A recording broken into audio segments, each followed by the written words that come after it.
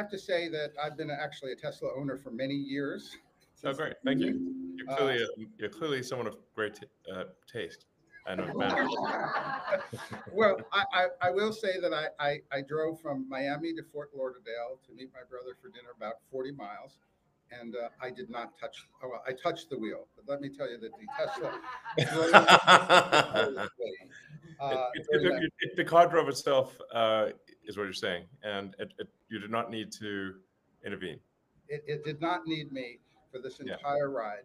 Uh, yeah. so I It's was, pretty magical. It's like like when you tell people that they've not experienced it, they don't believe you. You know. it, Um, yeah. yes, and I didn't believe me either, Yeah. Okay. because I've been a skeptic about how far it would go. Sure. And your latest releases of software are really incredible. So I Yeah. Thank you. encourage people to try them. As a big question, and in that vein, coming in the next decade, what do you think is going to be the greatest advances in technology that will affect people's lives? What should they be expecting to see here from technology in their lives? Okay. Well, I don't want to blow your minds, but AI is going to be big. I feel confident in that prediction. Well, but the funny thing is, if you go back even 5 years ago, certainly 10 years ago, if 10 years ago, even 15 years ago, I was saying AI is going to be like this massive thing that has deep super intelligence, um, smarter than the smartest human. Uh, People thought I was kidding. Um, and they thought that that's ridiculous. There's no way a computer is going to be smarter than a human and be able to do all these complicated things. And now, um, the the latest AIs are able to pass complicated tests better than most humans. Like they can pass the medical test better than like 80% of doctors or something. Um, they can AI can diagnose radiography better than most people who've been doing it their whole life. So that's just accelerating. Obviously, I think probably if you haven't seen Jensen's talk, it's excellent, and it really shows how much AI is advancing.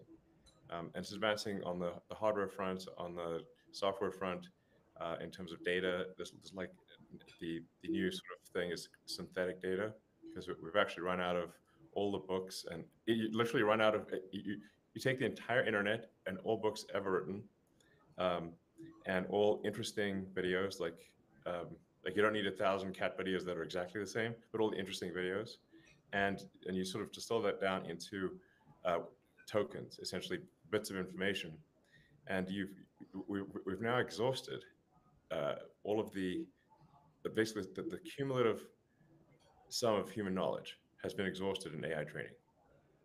That happened basically last year. And so the only way to then supplement that is with synthetic data, where the AI it'll sort of write an essay, or it'll come up with a thesis, and then it will grade itself, and sort of go through this process of self-learning with synthetic data, which is always challenging, because how do you know how do you know if it hallucinated the answer or it's a real answer? So it's challenging to find the ground truth, but it is pretty wild that AI at this point has run out of all human knowledge to train on, which And is but crazy. I know that you're building for Grok the largest AI center on the planet, and We already have, yeah, it's an and operation. Microsoft is planning $80 billion, where I used to work for a while. But That's a lot of money by anyone's standards, really. but what is it going to mean? I did a poll, and we asked, "Is AI making a difference in your life today?" 13% said yes, and they said, "In 5 years from now, will AI make a difference in your life?" 87% expect in 5 years it will make a difference. What Oh, is it? gigantic difference. Okay, what is it going to do for people? Is it going to put them Anything you out of want. work or to work? Right? AI will do anything you want, and even suggest things you never even thought of. So, I mean, AI really within the next few years will be able to do any cognitive task. It obviously begs the question: what are we all going to do? You know, Mhm. um, but pretty much any cognitive task that doesn't involve atoms, AI will be able to do within, I'd say, max 3 or 4 years, maximum. And then, now, then another element of it is the robotics. Is that you need so you can't just be thinking. AI can't just be thinking in a data center. It's got to do things. So that's where you need the robots. So and you need you know, self-driving cars, which obviously you've experienced, and that rate of improvement is exponential in how good the self-driving cars are. Um, you know, we feel confident in passing the you know, basically being better than human driving um, in about 3 months, basically Q2 of this year. We feel confident of passing, uh, having a probability of accident that is better than the average experienced driver. And then it'll keep going from there. Ultimately, I think it's going to be 10 times safer than a human driver, and then 100 times safer. Like it's to the point where really it just won't crash. Um, so and that's happening this year with Tesla. So Tesla and this is a software update to, you know, our cars. So as you experienced yourself, it's the same car. It got a software update, and suddenly it's way smarter at driving. Well, let me try a few timelines then, because look, I'm not the youngest guy around, so I Yeah, want you to look be young. here for Yes, as much I mean, technology. Yeah, my true. standards for what is young get older every year as I get older. I used to build computers in kits, right? When couldn't buy them yet, and I don't have to do that anymore. But Yeah. so self-driving, some timelines, self-driving cars, certified, government certified self-driving. You think will be within a year, 2 years? I mean, there already are autonomous, you know, in some regions, like Waymo has autonomous vehicles with no one in it, but they're limited to like a few cities in the U.S. Um, the Tesla solution, which is a much more difficult path to go, but ultimately much more powerful, is a general solution to self-driving. So the Tesla software is just purely AI and vision. Doesn't rely on any expensive sensors, no lidars, no radars, um, or it doesn't even require knowing the area beforehand. Like you could you could have it drive someplace it's never been before, and no Tesla's ever been before. It could even be an alien planet. I mean, and the car will still work, still drive. So so that's this year, you know. And when can I get a home robot? Okay. Right. Well, so that's the other element, is our humanoid robots. So I think probably most people, if not everyone, would like to have their own personal C3PO R2D2, and I actually think humanoid robots will be the biggest product ever in history by far. I agree. Uh, yeah, it's just wild because you can just say, well, every human is going to want one most likely, and some will want two, and then there'll be all of industry in terms of providing products and services. So that you have to say, what's the ratio of humanoid robots to humans? My guess is it's at least 3 to 1, 4 to 1, maybe 5 to 1. So we're talking about 20, 30 billion humanoid robots. Um, and you know, it's not even clear what money means at that point, or if there's any meaningful cap on the economy. I think at that point, assuming that things haven't gone awry, you know, in the good AI scenario, I think we won't have universal basic income. We'll have universal high income. So do you think 5 years for my first robot, or?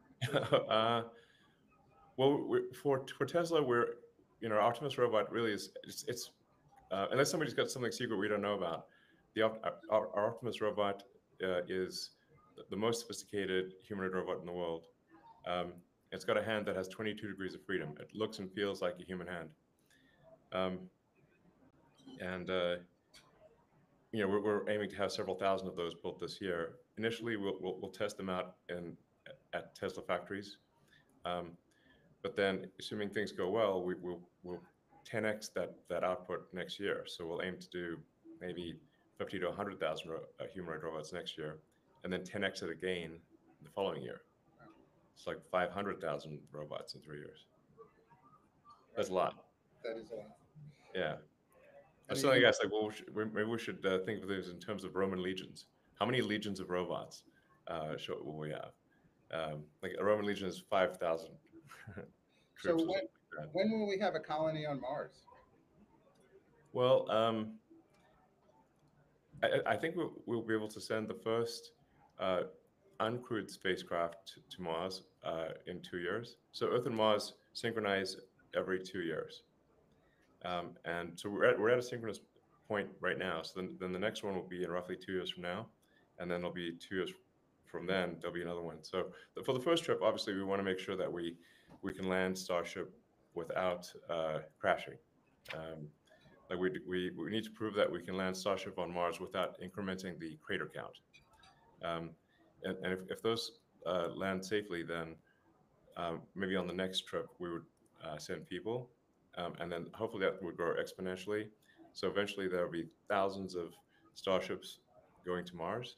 And I might have this like really cool visual like Battlestar Galactica or something, you know, the sort of Mhm. colony ships departing all together with these like bright points of light in space. I think it looked really cool. Um, but I think the goal has to be to get to the point where Mars is self-sustaining. So the point at which Mars is self-sustaining, which is really defined as the point at which if the resupply ships from Earth stop coming for any reason, that Mars doesn't die out, that Mars can continue to grow. So if there's something that happens on Earth, like let's say there's a World War III or some natural disaster or who knows what, but for whatever reason the resupply ships stop coming, if Mars can still continue to survive, then uh, you know the probable lifespan of civilization is dramatically greater. So you know if you sort of stand back and say how would you evaluate any civilization, you'd say like, well, is that civilization still stuck on its home planet, or are they a multi-planet civilization? And we don't want to be one of those lame one planet civilizations. Okay, we're gonna have a respectable outcome here. Even if we don't make it beyond our solar system, we're at least got to get to another planet. You know. Well, and finally on my list, brain to technology communication, Yeah. direct communication. Am I going to see that also? Because right now this is looking pretty good for me. Yeah. So we've got Neuralink. We've got now three patients with three humans with Neuralinks implanted, and they're all working well.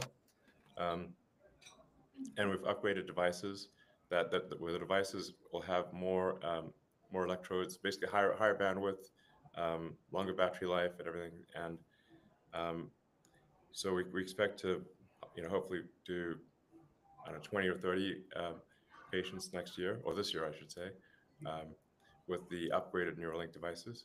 And this, our first product is we're trying to enable people who have lost their brain-body connection, so they're tetraplegic or paraplegic uh, or basically like you can imagine, like say Stephen Hawking. If Stephen Hawking could communicate as fast or even faster than a normal human, that would be transformational.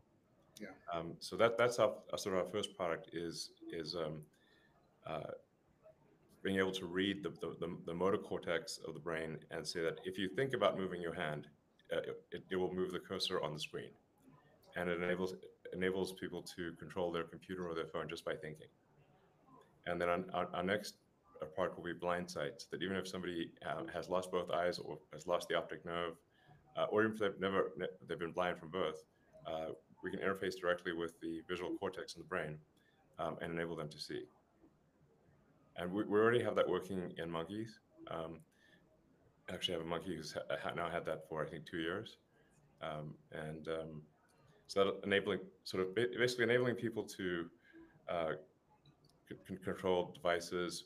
And ultimately, we think if you have a second Neuralink device that is past the point where the spinal damage occurred, we can actually transmit the signals from the brain past where essentially the wires are broken and enable someone to walk again. So that would really be profound, obviously. But I'm confident that that is physically possible. And then the long-term goal for Neuralink is to be able to improve the bandwidth. So So right now, when we're speaking, our bandwidth in bits per second is quite low, and the sustained bandwidth of a human is less than 1 bit per second over a 24-hour period. So there's 86,400 seconds in a day, and the average human outputs much less than 86,400 bits in a day. If somebody's a writer, they'll exceed that, but most people do not output more than the number of seconds in a day. And but with a neural link, you could increase that output capability by 1,000 or maybe 1,000,000. So it would be a profoundly different experience. Like you'd be superhuman, essentially. Well, put me down for all of this so far. Okay. An early adopter. Yeah. Uh, And trust me, you'll really like the chip. I can guarantee it. and let me kind of bring us down to earth for a question on Doge. Yeah. I mean, I worked very closely actually with President Clinton in the 90s, where we did have reinventing government. We did balance the budget in 2 years, actually. That's awesome. Oh, those were the days. Well, It's been a while. It didn't last very long because It didn't last very long. it got blown up very quickly. Have you identified some cuts that you're really looking at that you think will be successful? Do you think the 2 trillion is a realistic number now that you're looking more closely at it? Yeah, well, I think we'll try for 2 trillion. I think that's like the best case outcome, but I do think that you kind of have to have some overage. I think if we try for 2 trillion, we've got a good shot at getting 1. And if we can drop the budget deficit from 2 trillion to 1 trillion, and kind of free up the economy to have additional growth, such that the output of goods and services it keeps pace with the increase in the money supply, then there will be no inflation. Right. So that I think would be an epic outcome. And in terms of saving money in the government, well, as you know, it's a very target-rich environment for saving money. Like if you look at any direction, it's like people's like, where will you find places to save money? I'm like, it's like being in a room full of targets. Like you could close your eyes and you can't miss. So there's just a lot of waste in government because, especially the federal government, you just got a situation where the checks never bounce. Like they've got like the infinite money computer, and then the people that spend the money are not the people. It's not their money. It's very very hard for people to care about spending someone else's money. Yeah. And then even if I certainly know people in the government who do care about, on just as a matter of principle, spending money effectively, and they try to do so, and they can't. The system prevents them from doing so, and they even get told to do crazy things. As again, it probably sounds familiar, where you get towards the end of the budget cycle, and they're told to spend up to their budget, and even on nonsense stuff, because if they don't spend their budget, the budget gets reduced. So it's actually sort of a perverse incentive to waste money, and then they kind of get punished for not wasting money. So it's just totally bananas.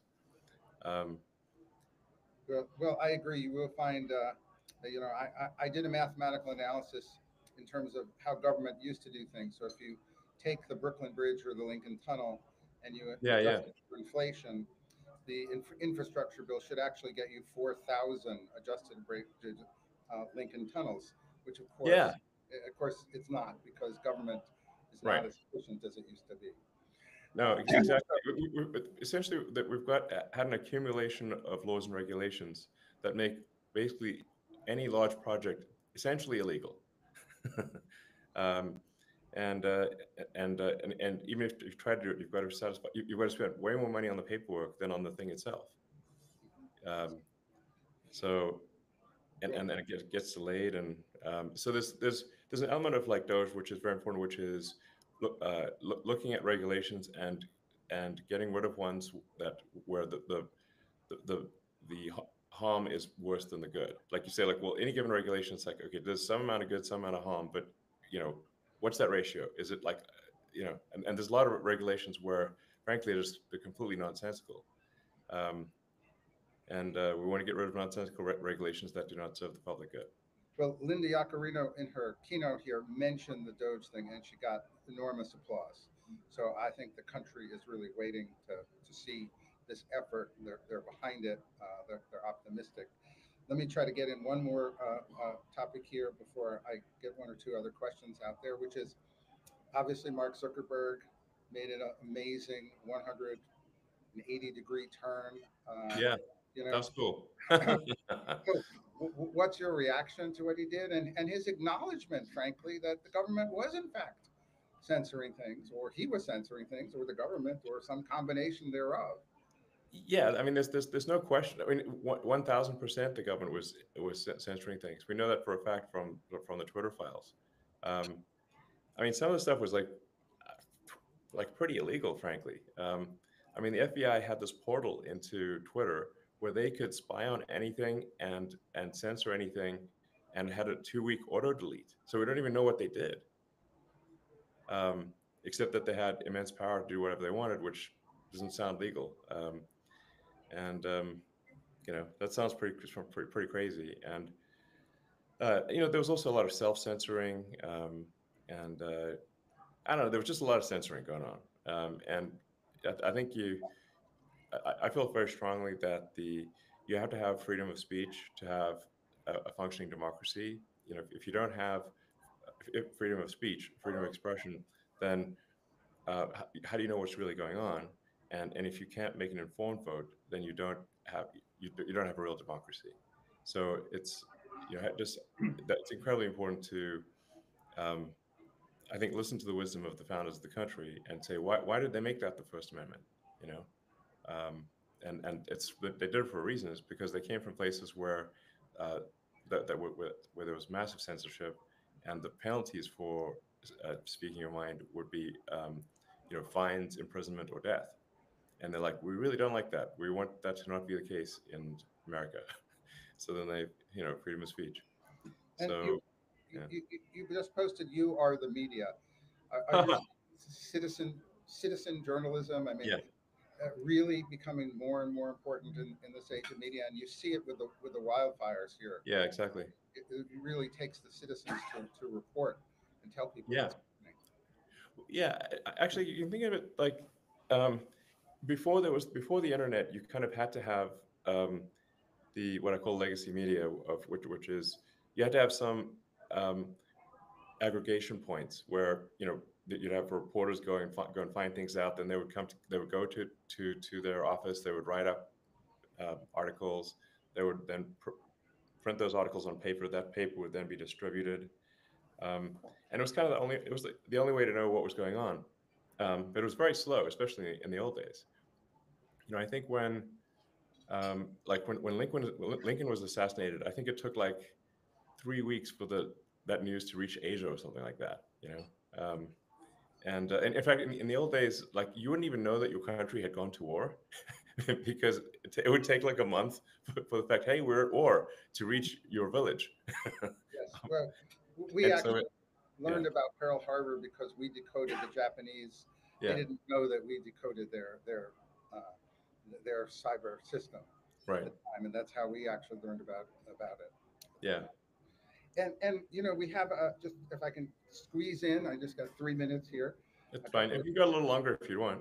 okay. Thank you. So just I got three questions in from the audience that Dan Gardner and Toby Daniels of On Discourse said, want to know, do you think the internet sucks? And what do you think we need to do to fix it? You mean the content on the internet, or your internet connection? Because I- Starlink can help you on the internet connection. Starlink is great for internet connectivity. Um, so especially for like places that have bad connectivity. In fact, I think Starlink is really having a significant effect in terms of lifting people out of poverty. In fact, in many parts of the world where people have a product that they want to sell, but if they don't have an internet connection, they can't do it. Or if they want to learn things, like basically you can learn anything on the internet for free. Like MIT has all its lectures that are available for free on the internet, but you need an internet connection. And so once you have an internet connection, you've got access to education, you've got access to a global market. So I think it's very significant how connectivity makes difference in people's lives. With respect to maybe the question was geared at like, is there too much negativity on the internet? Um, the I think at times there is too much negativity, and actually on the X platform, I proposed like, well, we were going to tweak the algorithm to be a bit more positive, and then people got upset about me for that. I'm like, okay, like, what do you guys want? Well, actually, Um, the second question from Zach Moffat, CEO of Target Victory, was how do you make pessimism uncool again? So I think it sure. ties to maybe exactly what you're saying, which is that it's become people are afraid. This used to be a can-do nation, Yeah. so always very positive, and Yeah. now the country, when I ask if we're on the right track or the wrong track, they never say that we're on the right track anymore. Okay. There is an Well, I hope hopefully hopefully with this you know I'm actually pretty optimistic about the next 4 or 5 years. I think we're actually gonna. I think we have the potential for a golden age. Um, so we need to. It's very important to get rid of the mountain of regulations that are holding things back. And I don't mean there's some good regulations, but there's just so much that we just can't get anything done. I mean, you take sort of the California wildfires, for example. Um, we really need to have fire breaks, and we need to clear the brush back away from houses, um, and uh, and we need to make sure the reservoirs are full. These are all kind of obvious things, but due to a bunch of environmental rulings, you can't actually do that in California. So they're not allowed to do the fire breaks, and they're not allowed to push the brush back away from houses, because it might hurt some, like, red-legged frog or something like that. There's like some sort of creature that, usually a creature you've never heard of, that is preventing this from occurring. Um, there's like this fish called the smelt, for example, uh, and so we have far more freshwater runoff into the ocean than we should really, and on the theory that it helps this one little fish that likes a slightly briny freshwater saltwater mix, and if we keep more freshwater, then the smelt fish will not be happy. But there's no actual evidence that the smelt fish is going to be unhappy if we keep a bit more fresh water. In fact, so we should keep more fresh water, keep the reservoirs full, and just have some sensible fire breaks and move the brush away from houses. That's just an example of, like, we've saved a lot of trouble, a lot of tragedy in LA if we've done that. Um, so yeah, and I think AI and robotics is going to lead to a higher standard of living for people beyond what they can imagine. So um, well, I think we're going and to have AI doctors in medicine that are pretty incredible. So that's the final question. She says from Catherine Heritage. If I got that right. If all the robots and everything frees up time for humans, what is it they will do with that time, or what can we ask them to do with that time? And I think that's a yeah, question that rounds out the circle of technology. yeah, I guess it would be a bit like being retired. Um, um, I mean, now this will take a few years, but at some point, if as AI gets as AI and robotics get better, eventually AI will be able to do everything that humans can do. So any task you do will be optional, like it'll be like a hobby, or you know. So now it does beg the question. Well, like, will our lives have meaning if the computers and the robots can do everything better than we can? And That is that is a real question. I do wonder about that myself, and that's why we need the neural link, so we can enhance human capabilities, so we can keep up with the machine. Um, yeah, Well, I just want to thank you for, well, this obviously incredibly optimistic view about technology and where it's going. I feel reassured that the kind of leaps that are going to be made, particularly what you're working on, are just incredible in the next few years, not decades away, but right. Really, very you close. really talked in terms of years Yeah, consistently, and I'm very thankful for that. And I think that's absolutely tremendous message here at the where we are, in Las Vegas, kind of studying what technology is going to be available to people. And really, again, thank you for the tremendous role in opening up free speech, and for the role that X and Linda is playing in terms of that. I know that we're working to get full recognition by everyone of the platform as it should be, because free speech is I think the proper way to go. Yeah, I think on balance it's good. And one of the things I try to create conceptually with the X platform is like it's like a global consciousness. It's like collective consciousness of humanity. Now, if you have a collective consciousness of humanity, well, you're going to get every aspect of humanity, good and bad. That's just naturally what happens. Um, so, but I hope I do want it to be a good and productive thing, and have this. The aspiration is to maximize unregretted user minutes. So, like, you spend time on the platform. It's like, well, but did you regret it or not regret it? And we want to maximize unregretted user time. Well, and I always go back. I always say that everything in technology was either in the Jetsons. Lightning Jetsons. It's either in Star Trek or the Jetsons, more or less, right? And but the one thing that was never predicted in any book that I could find is social media.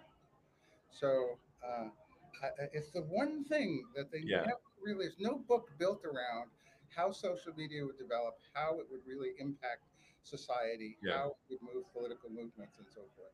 And it's interesting that everybody missed that in their projections. And so I guess the last closing question maybe is what do you want X to be, and where is that platform going to go? And I think that's great. Well, I mean, I do want X to be a force for good.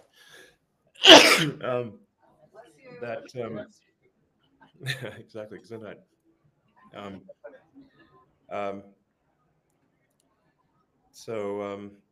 I do want X to be a force for good, and I do view it as sort of like the group mind of humanity, and we want to have a sort of a healthy, happy, and sane group mind versus the opposite. I mean, so I want it to be just like the best source of truth. Like, if you're trying to understand what's going on in the world, that it has the most accurate, the most up-to-date information about anything large or small. So it gives you the best understanding of what's going on in the world, anywhere, anytime. Terrific. Thank you. Any closing thought you want to leave us with? Otherwise, I want to thank you for being so generous with your time. You're welcome. I think I would encourage people to be optimistic about the future. I think it is much more likely to be good than bad. So that's my prediction. Thank you.